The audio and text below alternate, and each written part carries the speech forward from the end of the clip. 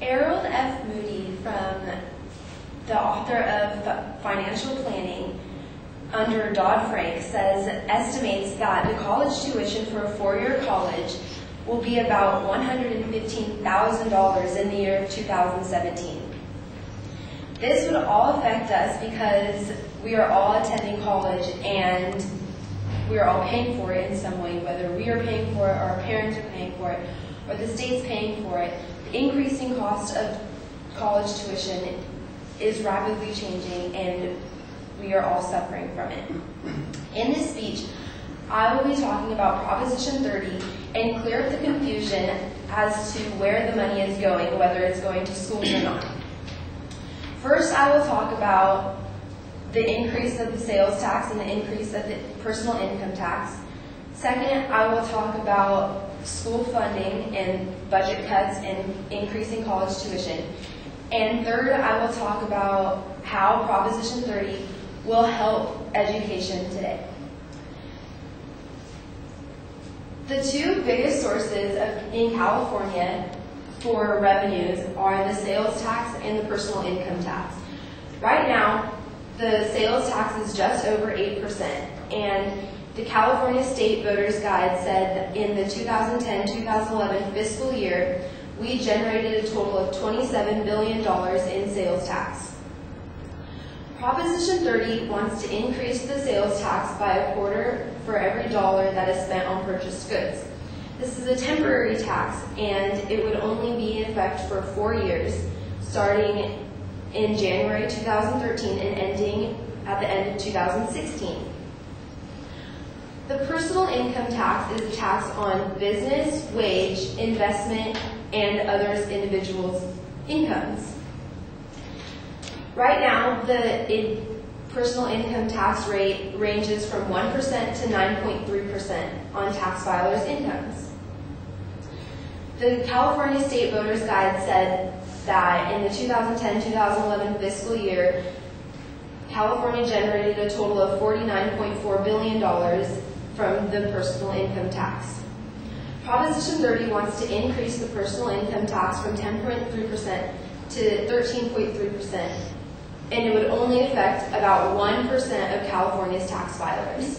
This is because they are taxing people of higher income. Therefore, so people who earn over $200,000 a year would be affected by this tax. This tax would only be in effect for 7 years, and it would end at the end of 2018. These taxes, if Proposition 30 is passed, we would get an additional $6 billion in tax revenues for the state.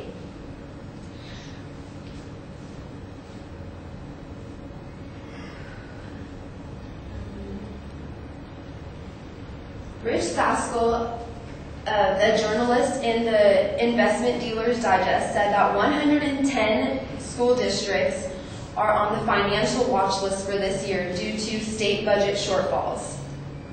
Only 3 years ago, only 36 schools were on the same exact list. California school districts were preparing for budget cuts of $5 billion this past year in the September school year. Rich Saskell also said that the school board approved 560 layoff notices for teachers. That's 560 employees without jobs for the next school year. Schools are often using days called furlough days to decrease their budget. They're taking days off of school without pay for the teachers and decreasing the school year. So schools are having about, instead of 180 days of school, they're taking 175 days of school, and teachers are affected by those 5 less days. These days aren't fair for the teachers because they are not getting paid and they're having to cram their lessons into less days, and it's harder for them to teach them.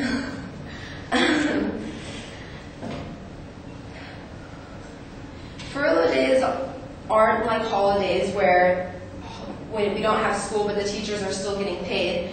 But we don't have school, the teachers don't have pay.